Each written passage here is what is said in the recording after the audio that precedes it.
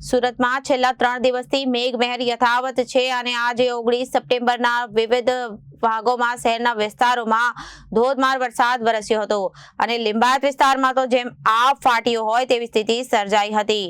લિંબાયતમાં 1 કલાકમાં 4.5 ઇંચ અને 3 કલાકમાં 6 ઇંચ વરસાદ ખાબકતા જળબંબાકારની સ્થિતિનું નિર્માણ થયું છે।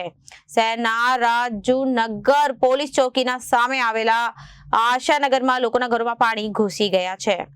શહેરના વિવિધ વિસ્તારોમાં ધોધમાર વરસાદ વરસ્યો હતો અને આબ ફાટ્યો હોય તેવી સ્થિતિ લિંબાયત વિસ્તારમાં સર્જાઈ હતી।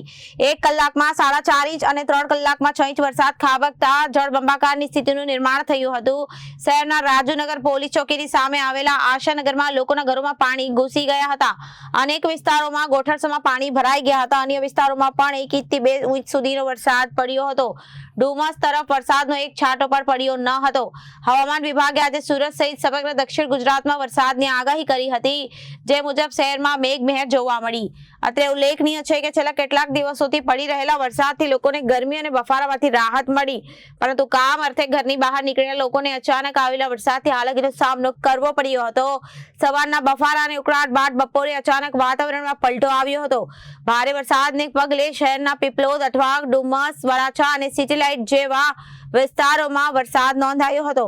ભારે વરસાદના કારણે રસ્તા ઉપર પાણી ફરી વળ્યા હતા અને વિઝિબિલિટી દ્રશ્યતામાં પણ ઘટાડો થયો હતો, જેના કારણે વાહન ચાલકોને અવરજવરમાં ભારે મુશ્કેલીઓનો સામનો કરવો પડ્યો હતો। અનેક વાહન ચાલકોને વરસાદ બંધ થાય ત્યાં સુધી રસ્તાની બાજુમાં થોભી જવાની ફરજ પડી હતી। Bureau report, Janadesh news.